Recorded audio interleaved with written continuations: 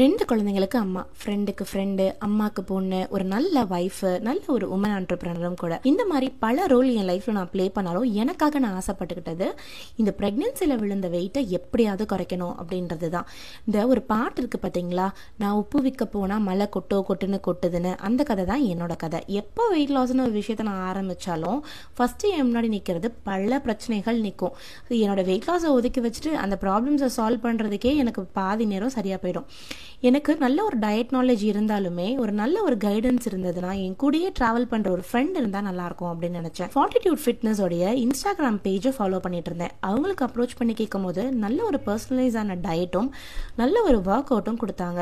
Each and every meal நான் என்ன சாப்பிட்றேன் அப்படின்றத ரொம்ப க்ளோஸாவே மானிட்டர் பண்ணாங்க.